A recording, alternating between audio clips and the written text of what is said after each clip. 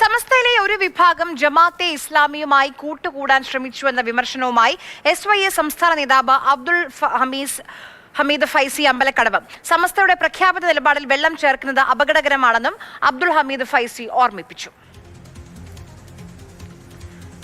ഇംതിയാസ് കരീം വിവരങ്ങളുമായി ചേരുന്നുണ്ട്. ഇംതിയാസ് പറയൂ.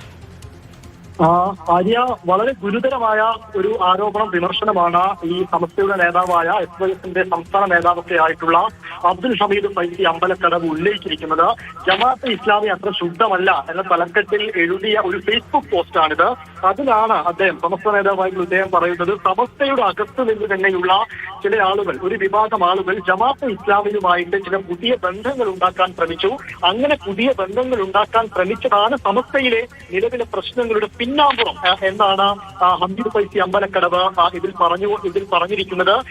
ഈ സമസ്തയിലെ ലീഗ് വിരുദ്ധ വിഭാഗത്തിൽപ്പെട്ട ആളാണ് ഹമീദ് ഫൈസി അമ്പലക്കടവ്.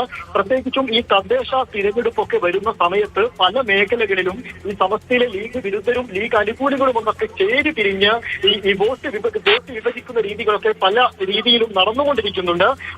ആ രീതി അങ്ങനെയൊരു മുന്നോട്ട് വെച്ചാണോ ഇങ്ങനെയൊരു ഫേസ്ബുക്ക് പോസ്റ്റ് എന്നാണ് സോഷ്യൽ മീഡിയയിൽ ഉയരുന്ന കമന്റുകൾ. അതോടൊപ്പം തന്നെ അതിൽ എടുത്തു പറയുന്ന മറ്റൊരു പ്രധാനപ്പെട്ട കാര്യം, ഈ ജമാഅത്തെ ഇസ്ലാമിയുടെ യുവജന സംഘടനയായിട്ടുള്ള സോളിഡാരിറ്റി, ആ സോളിഡാരിറ്റി കഴിഞ്ഞ ഏപ്രിൽ മാസത്തിൽ ഒരു എയർപോർട്ട് മാർച്ച് നടത്തിയിരുന്നു. അന്ന് മുസ്ലിം ബ്രദർഹുഡ് നേതാക്കളുടെ ചിത്രം ഒക്കെ അവർ അതിൽ ഉയർത്തിക്കാട്ടി.